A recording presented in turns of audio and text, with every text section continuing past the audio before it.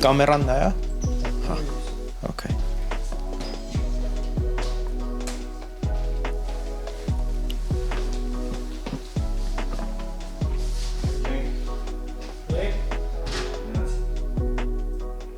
Ողջույն, ես Արման Բաբաջանյանն եմ, Հանուն Հանրապետության կուսակցության նախագահ, այս ձևաչափով ես պատասխանելու եմ այն հարցերին,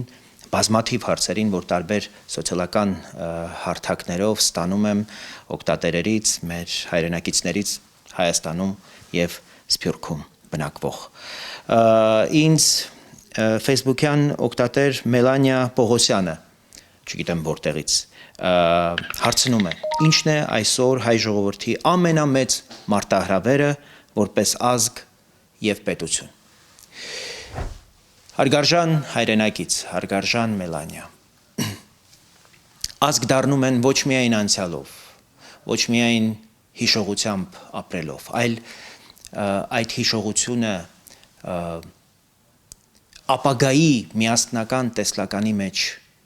իմաստավորելով։ Մենք հաճախ վերադառնում ենք պատմությանը, անդրադառնում ենք մեր անցյալին, բայց որպես հավաքականություն դեռ չենք յուրացրել, չենք սովորել ապրել արժանապատիվ ներկայի մեջ եւ կառուցել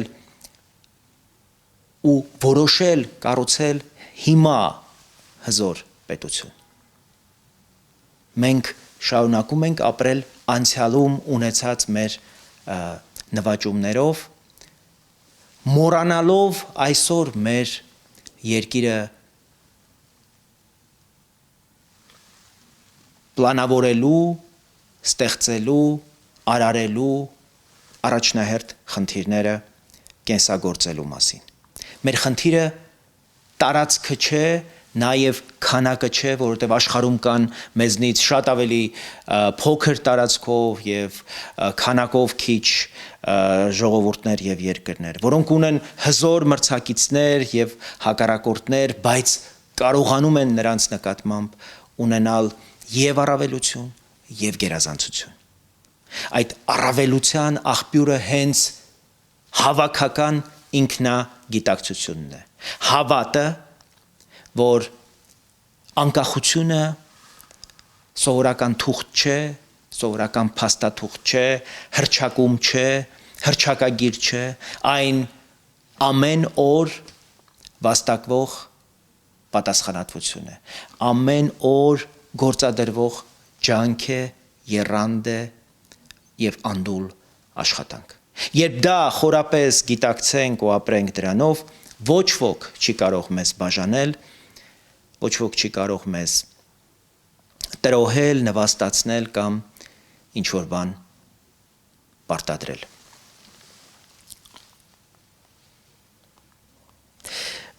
Ինձ հարցնում է Մուշեղ Արաքելյանը, Facebook-յան օգտատեր։ Ինչու են մարդիկ շարունակում լքել Հայաստանը։ Պատերազմ չկա, կարծես կա հարաբերական խաղաղություն, բայց գնալու ցանկությունը չի պակասում, մարդիկ շարունակում են լքել Հայաստանը։ Հարգարժան օգտատեր, որովհետև մարդիկ չեն փախչում պատերազմից։ Մարդիկ փախչում են անարդարությունից, անորոշությունից։ Երբ արժանիքը չի գնահատվում, երբ օրենքը գործում է միայն ուժեղի համար, երբ աշխատող մարդը չի կարող իր ընտանիքին ապահով ապագա տալ, ապահով ապագա ապահովել, նա սկսում է փնտրել այն ուրիշ տեղ, օտարության մեջ, այլ վայրում։ Մեր նպատակն է սակայն, որ ստեղծենք պետություն, որտեղ մարդը կարող է ապրել արժանապատվորեն իր աշխատանքի, ոչ թե իր ծանոթների շնորհիվ։ Այդ օրը, երբ մարդը հավատա, որ այստեղ կարող է կառուցել իր կյանքը, կարող է ապահովել իր ընտանիքի բարեկեցությունը, երաշխավորել իր զավակների բարձրակարգ կրթությունը, բարոր ապագան, մեր համոզմամբ կդադարի արտագաղթը ինքնաբերաբար։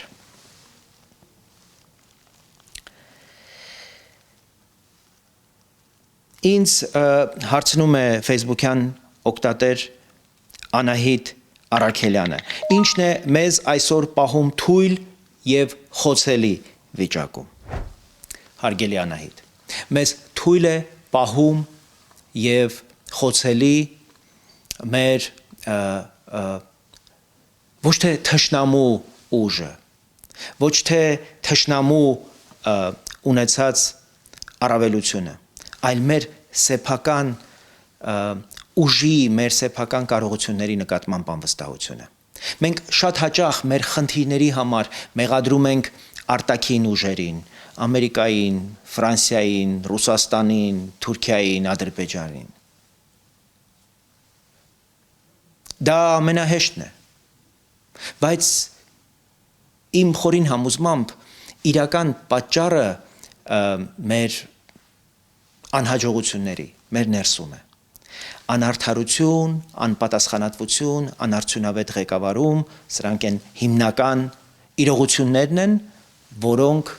որոնք ստեղծում են այդ անորոշությունը։ Թույլ է մեզ դարձնում այն, որ սովորել ենք համակերպվել այս իրականության հետ։ Երբ ժողովուրդը հրաժարվում է համակերպվելուց եւ սկսում է պահանջել, կազմակերպվել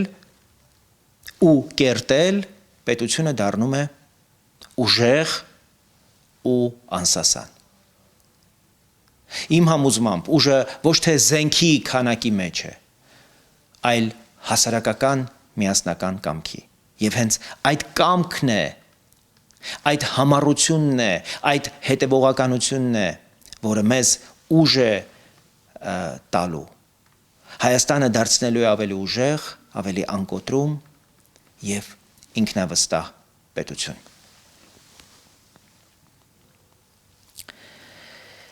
Ինձ TikTok-ից Նայրա Ղուկասյանն է գրում. Ինչն է այսօր ամենամեծ խզումը պետության եւ քաղաքացու միջև։ Հարգելի Նայրա,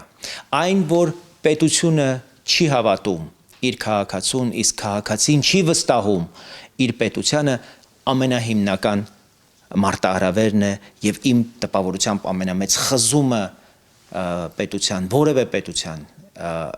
եւ քաղաքացու միջև։ Պետությունն այսօր դեռ անցյալից տեսնում է քաղաքացին որպես խնդրի աղբյուր, ոչ թե լուծման ուժ։ Իսկ քաղաքացին պետությանը վերաբերում է որպես իր խնդիրների խոչընդոտ, իր խնդիրները լուծելու համար խոչընդոտ, ոչ թե միջոց եւ ոչ թե այդ խնդիրները լուծելու հենարան։ Մենք պետք է կտրուկ փոխենք այդ հարաբերությունը։ Պետությունը պիտի դառնա այն գործիքը, որը բացում է պատուհաններ, դռներ եւ հնարավորություններ, ոչ թե փակում է դրանք։ Իսկ քաղաքացու պարտականությունն է լինել ոչ թե դիտորդ, այլ սեփական երկրի կառուցման համահեղինակ։ Երբ այս երկու կողմերը, պետությունը եւ քաղաքացին, իրար հասկանան ու սկսեն աշխատել միասին, որպես համահեղինակներ, համատեղ այս մեր տան համահեղինակներ, ոչ մի արտաքին ճնշում չի կարող վտանգել Հայաստանը։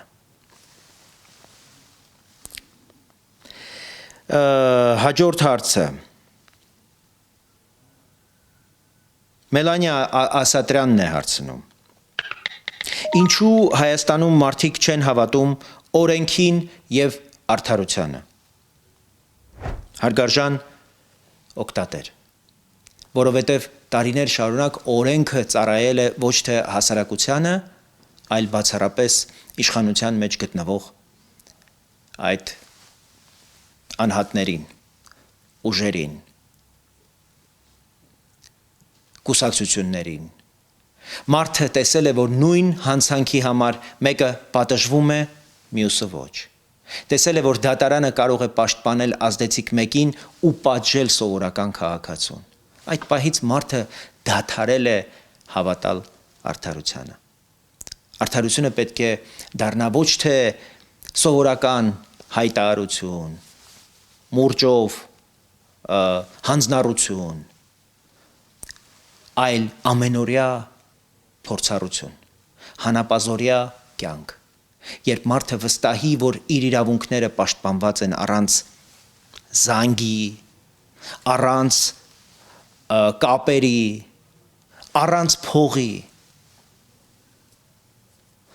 հենց այդ օրը մեր երկիրը, Հայաստանը կդառնա իրական պետություն։ Մի քանի օգտատերեր հարցնում են, ինչու է կոռուպցիան Հայաստանում թվում անպարտելի։ Ըստ էության վերջին 7 տարիներին 2018 թվականի իրադարձություններից հետո կոռուպցիան համարվում էր թիվ 1 թշնամին պետության, բայց այն արմատախիլ անել չի հաջողվում եւ շատ օբյեկտիվ հարցադրում է, կարծում եմ, որովհետեւ կոռուպցիան մեզ մոտ պարզապես հանցագործություն չէ։ Դա մտածողություն է, երբ պաշտոնը դիտվում է որպես հարստանալու միջոց, ոչ թե ծառայության հնարավորություն, երբ հասարակությունը սովորում է եւ սա դառնում է բնավորություն կարգավորել հարցերը ոչ թե օրենքով, այլ կապերով։ Այդ դեպքում միայն կոռուպցիան դառնում է արդեն համակարգ, ինստիտուտ, որին հաղթելու միակ ճանապարհը մեր մտածողությունը փոխելն է։ Օրենքը դնելով ամեն ինչից վեր, պաշտոնը դարձնելով պատասխանատվություն, ծառայություն եւ ոչ թե պարգև, եւ յուրաքանչյուր քաղաքացուն ներգրավելով վերահսկողության, առհասարակ թափանցիկության ապահովման գործընթացում։ Կոռուպցիան չի կարող հաղթել ժողովրդին, եթե ժողովուրդը որոշել է հաղթել նրան։ Այս ձևաչափով մենք կշարունակենք պատասխանել այն հարցերին, որոնք ստացվում են ինձ եւ մեր կուսակցությանը տարբեր հարթակներից։ Շնորհակալություն, կհանդիպենք։